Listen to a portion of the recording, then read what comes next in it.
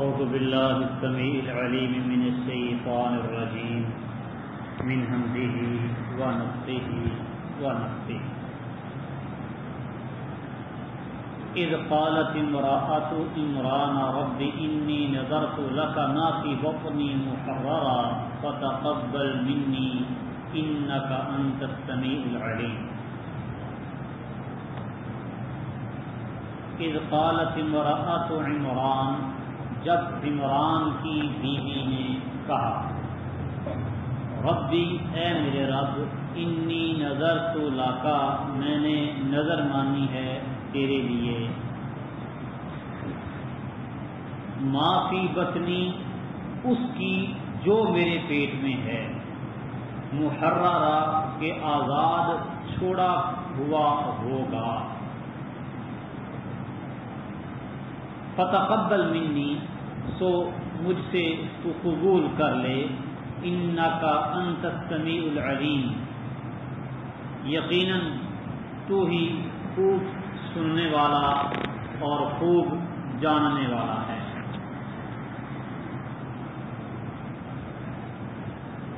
عمران کی بیوی، عمران مریم علیہ السلام کے والد کا نام تھا، اور مریم کی والدہ عمران کی بیوی، ان کا نام کیا تھا، اس کے بارے میں کوئی پکا ٹھوس ثبوت موجود نہیں۔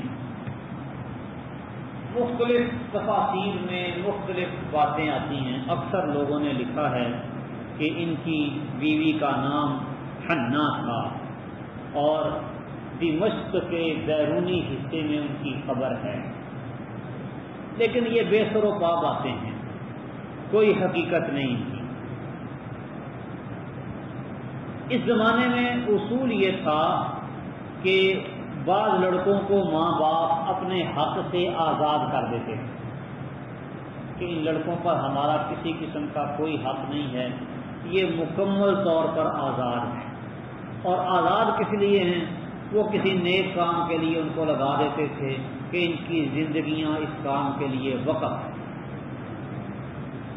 یہاں پر محررہ، آزاد کردہ، آزاد شدہ، اس کا بھی یہی معنی ہے کہ انہوں نے نظر مانی کہ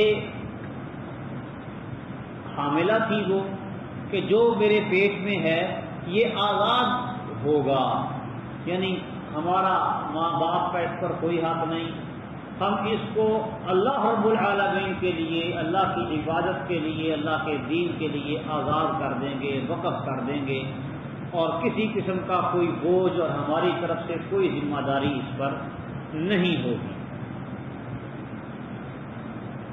تو محررہ کا مطلب دین کے لیے وقف، آزاد، اور کہا کہ فتقبل منی، اے اللہ میں نے یہ نظر مانی ہے تو قبول کر لے، انک انت السمیع العلیم، یقیناً تو ہی خوب سننے والا، خوب جاننے والا ہے۔ فلما وضعتها قالت رب انی وضعتها انثى، تو جب اس نے اسے جنا تو کہتی ہے رب انی وضعتها انثى، اے اللہ میں نے تو لڑکی جنی ہے، یہ تو میں نے لڑکی جنی ہے، واللہ اعلم بما وضعت، اور اللہ تعالی خوب جانتا ہے، جو اس نے زیادہ جانتا ہے جو اس نے جنا۔ وَلَيْسَ الذَّكَرُ كَالْأُنثَىٰ، اور لڑکا اس لڑکی جیسا نہیں۔ وَإِنِّي سَمَّيْتُهَا مَرْيَمَ، اور میں نے اس کا نام مریم رکھا ہے، وَإِنِّي أُعِيذُهَا بِكَ، اور میں اسے تیری پناہ میں دیتی ہوں، وَذُرِّيَّتَهَا، اور تیری اس کی اولاد کو بھی، مِنَ الشَّيْطَانِ الرَّجِيمِ، شیطان مردود سے، اسے اور اس کی اولاد کو شیطان مردود سے تیری پناہ میں دیتی ہوں۔ اب نظر مان لی، پتہ نہیں تھا کہ بیٹا ہوگا یا بیٹی۔ لڑکوں کو آزاد چھوڑا جاتا تھا، عبادت خانے کے سپرد کیا جاتا تھا، لڑکوں کو وقف کیا جاتا تھا۔ اب نظر مان لی تو جب زچگی ہوئی تو اللہ تعالیٰ نے بیٹی عطا کر دی۔ اب وہ کہتی ہیں انی وضعتها انثى، میں نے تو اس کو عورت لڑکی جنا ہے۔ وَلَيْسَ الذَّكَرُ كَالْأُنثَىٰ، لڑکا اس لڑکی جیسا نہیں۔ اب بظاہر تو یوں محسوس ہوتا ہے کہ کہنا چاہیے تھا کہ لڑکی لڑکے جیسی نہیں ہوتی، لیکن یہاں پہ اللہ تعالیٰ نے فرمایا ہے وَلَيْسَ الذَّكَرُ كَالْأُنثَىٰ، اور لڑکا اس لڑکی جیسا نہیں، یعنی جو کام اللہ سبحانہ و تعالی نے اس لڑکی سے لینا ہے وہ لڑکے سے نہیں ہو سکتا۔ وَلَيْسَ الذَّكَرُ كَالْأُنثَىٰ، یعنی وہ لڑکا جو عمران کی بیوی کے ذہن میں تھا کہ لڑکا ہوگا اور وہ اس طرح کرے گا، وہ لڑکا، یہ جو لڑکی پیدا ہوئی اس جیسا نہیں ہو سکتا۔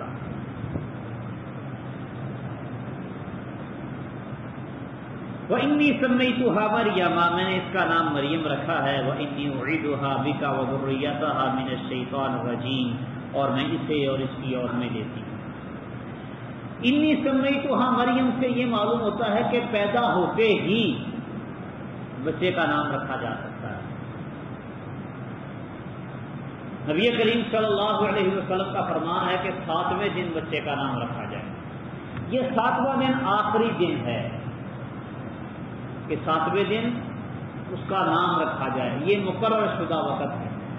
اس سے پہلے نام رکھ لیا جائے، پیدائش کے دن ہی نام رکھ لیا جائے، حتیٰ کہ پیدا ہونے سے پہلے بھی بچے کا نام رکھا جا سکتا ہے، اس میں بھی کوئی مضافہ اور حرج نہیں، آگے اس کی بات بھی آ رہی ہے۔ تو یہ پیدا ہوتے ہی اس نے کہا انی وضعتها انثى، اور کہا انی سمیتها مریم، میں نے اس کا نام مریم رکھا ہے۔ تو معلوم ہوتا ہے کہ 7ویں دن کا انتظار ضروری نہیں، 7واں دن آخری حد ہے۔ اسی طرح صحیح مسلم کے اندر ایک روایت آتی ہے کہ نبی کریم صلی اللہ علیہ وسلم کے ہاں بچہ پیدا ہوا تو آپ نے فرمایا کہ آج رات میرے گھر بچہ پیدا ہوا ہے اور میں نے اس کا نام ابراہیم رکھا ہے، اپنے باپ ابراہیم علیہ السلام کے نام پر اس کا نام بھی میں نے ابراہیم رکھا ہے۔ تو یہ ابراہیم رضی اللہ تعالی عنہ 18 ماہ کی عمر میں فوت ہوئے، 1.5 سال۔ تو نبی کریم صلی اللہ علیہ وسلم نے ان کا جنازہ نہیں پڑھایا۔ سنن نبی داؤد میں روایت موجود ہے کہ رسول اللہ صلی اللہ علیہ وسلم نے ان کا جنازہ نہیں پڑھایا۔ ویسے وہ سکت یصلی علیہ کہ 1.5 سال کی عمر میں فوت ہوئے ہیں۔ بچہ جنین اگر ساقط ہو جائے، حمل گر جائے، بچہ پورا نہیں بنا، یصلی علیہ، اس کا جنازہ پڑھا جائے، یعنی جواز ہے، نابالغ بچے کا جنازہ پڑھ لیا جائے پھر بھی ٹھیک ہے، نہ پڑھا جائے پھر بھی ٹھیک ہے، دونوں قسم کی احادیث نبی کریم صلی اللہ علیہ وسلم سے۔ خیر، یہاں صحیح مسلم کی اس روایت میں رسول اللہ صلی اللہ علیہ وسلم سے بھی پیدائش کے دن ہی نام رکھنا ثابت ہوتا ہے۔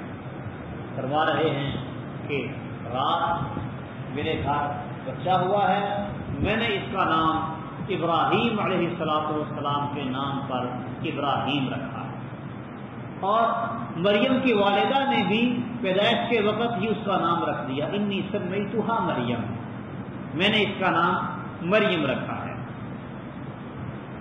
فتقبلها ربها بقبول حسن، وَأَنبَتَهَا نَبَاتًا حَسَنًا فَتَقَبَّلَهَا رَبُّهَا، پھر اس کو قبول کیا اس کے رب نے، بِقَبُولٍ حَسَنٍ، اچھا قبول کرنا، اچھی قبولیت کے ساتھ اسے قبول کیا،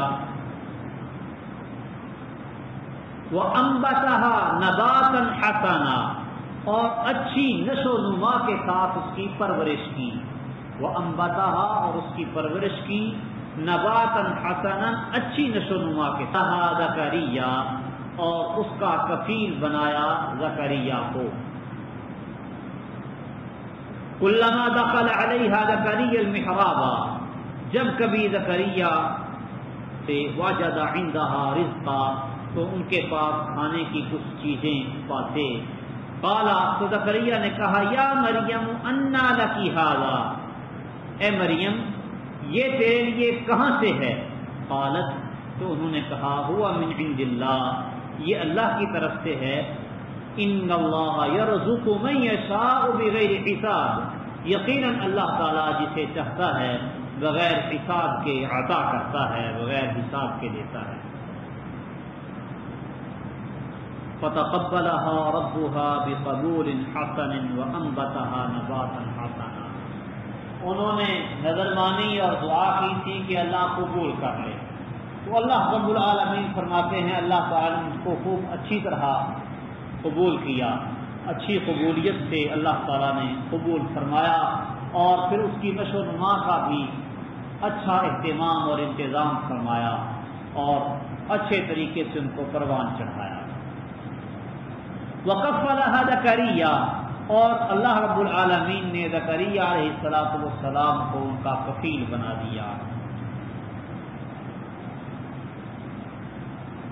عام طور پہ کہا جاتا ہے کہ زکریا علیہ السلام مریم علیہ السلام کے خالو تھے، لیکن یہ بات درست معلوم نہیں ہوتی۔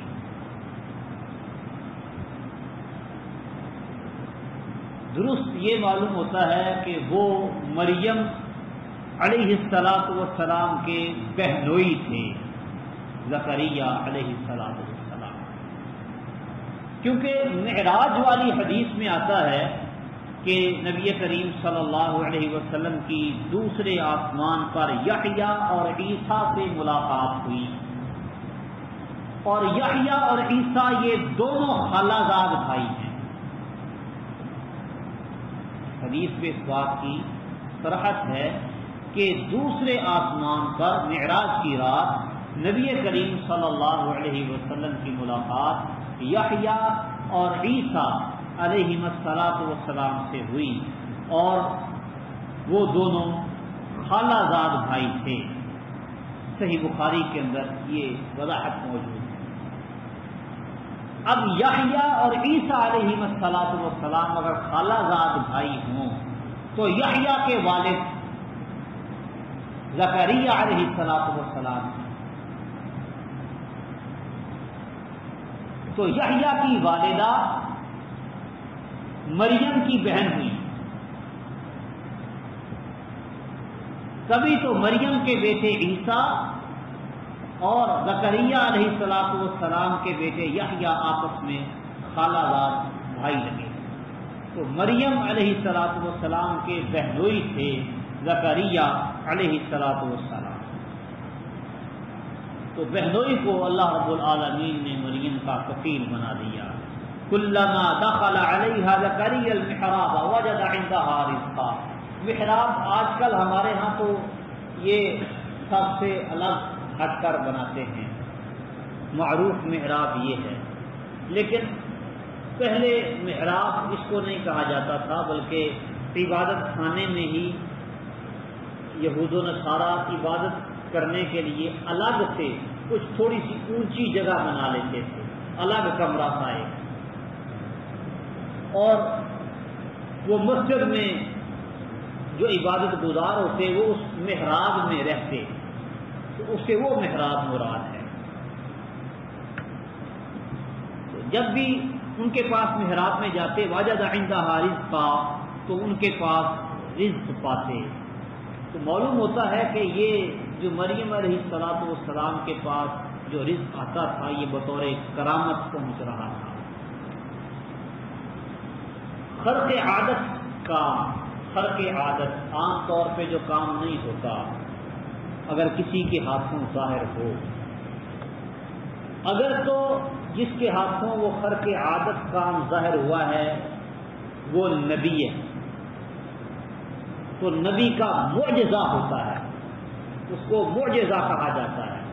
جیسے رسول اللہ صلی اللہ علیہ وسلم کا رات ہی رات میں بیت المقدس پہنچ جانا اور پھر وہاں سے آسمانوں کی سیر کرنا اور واپس آنا، یہ معجزہ ہے۔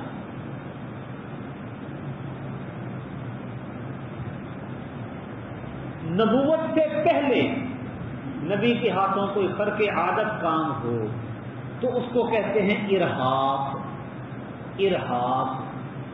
الف را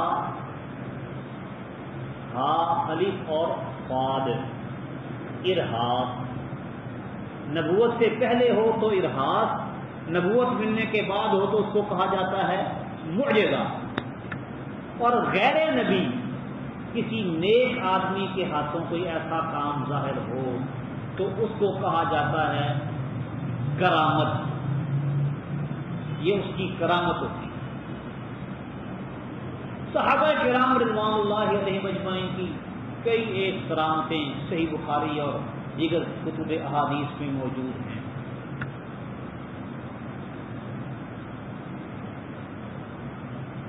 مثال کے طور پہ اسید بن حضیر رضی اللہ تعالی عنہ اور ان کے ساتھ دوسرے صحابی، نام ان کا بھول گیا ہے، بہرحال یہ رات کو گئے نبی کریم صلی اللہ علیہ وسلم کے پاس، کافی دیر تک بیٹھے رہے، وہاں سے نکلے تو راستے میں ان کی چھڑیاں روشن ہو گئی، بہترین ٹارچ کا کام دینے لگے۔ اسی طرح کئی ایک واقعات ایسے ملتے ہیں۔ کسی نیک آدمی کے ہاتھوں خرق عادت کام ظاہر ہو اس کو کہتے ہیں کرامت، کہ اللہ رب العالمین نے اس کام کے ذریعے اس کو عزت بخشی ہے۔ اچھا، ارہاس ہو، معجزہ ہو یا کرامت ہو، جس کے ہاتھوں ظاہر ہوتی ہے اس کے اپنے بس اور اختیار میں نہیں ہوتی۔ کوئی اپنی مرضی سے کرامت ظاہر نہیں کر سکتا، نبی اپنی مرضی سے معجزہ نہیں دکھا سکتا۔ وہ بار بار مطالبہ کرتے تھے کوئی نشانی، کوئی معجزہ، کوئی نشانی، کوئی معجزہ، اور نبی صلی اللہ علیہ وسلم پہ چین ہوتے کہ کوئی معجزہ ہو دکھایا جائے، انہیں یہ مانے، تو اللہ رب العالمین نے انکار کر دیا کہ آپ کے لیس لک من الامر شیء، آپ کے اختیار میں کچھ نہیں۔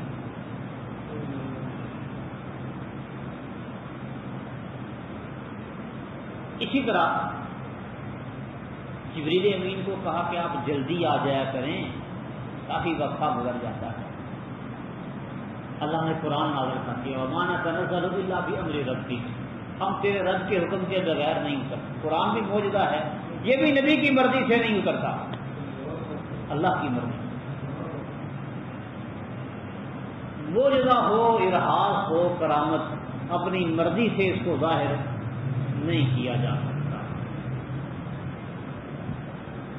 غزوہ خندق کے موقع پر بھوکے تھے، پیٹ پہ پتھر باندھے ہوئے تھے، خندقیں کھود رہے تھے۔ جابر نے تھوڑا سا کھانا تیار کیا، بیوی نے کہا بس چپ کے نبی صلی اللہ علیہ وسلم کو بتا دینا کہ ان کے لیے کھانا تیار کیا گیا ہے۔ تو وہ اور تو چند ایک اپنے ساتھیوں کو قریبی خلق نے اعلان کروا دیا انا جابرا صنع لکم سورا، جابر نے تم سب کے لیے دعوت تیار کی۔ پھر کیا تھا، وہی تھوڑا سا کھانا سب کو پورا آ گیا۔ معجزہ ہے، اپنا اختیار ہوتا تو پہلے پیٹ کے پتھر تو نہ باندھتے کہ تھوڑا سا کھانا پہلے ہی سب کے لیے کفایت کر جاتا۔ تو بہرحال اپنا اختیار اور بات نہیں ہوتا، تو یہ بات پلے باندھ لیں کہ جو کرامتیں لوگوں کو کر کر کے دکھاتے ہیں وہ کرامتیں نہیں ہوتی، وہ شبدہ بازی ہوتی ہے۔ یہ ادھر گجرا والے کا ہی واقعہ ہے، کچھ عرصہ پہلے کا، چند سال قبل کی بات۔ ایک پیر صاحب تھے، ان کی کرامت کیا ہے جی، جس پانی کے برتن میں ہاتھ ڈالتے ہیں پانی میٹھا ہو جاتا ہے۔ وہ ہمارا ایک دوست تھا شرارتی، وہ پیر صاحب کے مقابلے میں جا کے بیٹھ گیا، میں ان سے بھی زیادہ پہنچا ہوا ہوں۔ کیوں جی؟ میں پانی کا ٹب لے کے آؤ، میں اس میں اپنا رومال پھیروں گا، سارا ٹب میٹھا ہو جائے گا۔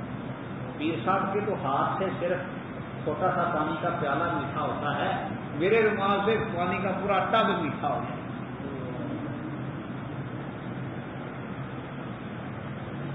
مسئلہ کیا ہے؟ اس نے ہاتھ کو سکرین لگائی ہوئی ہے، میں نے رومال کو لگائی ہوئی ہے۔ یہ شبدہ بازی ہوتی ہے، لوگوں کو پتہ نہیں ہوتا اور لوگ اش اش کر اٹھتے ہیں۔ ابن تیمیہ رحمہ اللہ، ان کے مقابلے میں جو لوگ تھے وہ کہتے تھے ایسے دلائل سے بات نہیں چلے گی، اللہ کے سپرد بات کرتے ہیں۔ ابن تیمیہ کو کہو آگ میں کودے، ہم بھی آگ میں کودتے ہیں، جو سچا ہوگا بچ جائے گا۔ امام ابن تیمیہ رحمہ اللہ نے کہا ٹھیک ہے، لیکن ایک شرط ہے میری، انہیں کہو پہلے گرم پانی سے نہائیں پھر آگ میں کود جاتے ہیں۔ وہ اس بات پہ تیار نہیں ہوتے تھے۔ حاکم نے کہا یہ کیا ماجرا ہے؟ ابن تیمیہ نے کہا کی چربی اور ایک خاص قسم کا پتھر ہوتا ہے، اس کا محلول تیار کر کے انہوں نے اپنے جسموں میں ملا ہوا ہے، اس کو آگ نہیں چھوتی، آگ جلاتی نہیں ہے۔ اور یہ بڑے ولی یہ بات برآمد بنے کرتے ہیں۔ امام ابن تیمیہ رحمہ اللہ نے ایک بڑی بہترین کتاب لکھی ہے، الفرقان بین اولیاء الرحمن و اولیاء الشیطان، اردو ترجمہ اس کا ہوا ہے، مکتبہ سلفیہ لاہور والوں نے شائع کیا ہے کہ شیطان کے ولی اور رحمان کے ولی ان کے درمیان فرق کیا ہے۔ اس میں ایک بڑا اچھا جملہ لکھا انہوں نے، فرماتے ہیں کہ اگر تم دیکھو کہ کوئی پانی پر مصلی بچھا کے نماز پڑھ رہا ہے، ہوا میں اڑتا جا رہا ہے، اگر اس کا ایک عمل بھی شریعت کے خلاف ہے تو وہ شیطان کا ولی ہے، رحمان کا ولی نہیں ہو سکتا۔ تو بہرحال شوبدہ یہ اپنی مرضی سے ہوتا ہے، بندہ جب جی چاہے دکھا لے،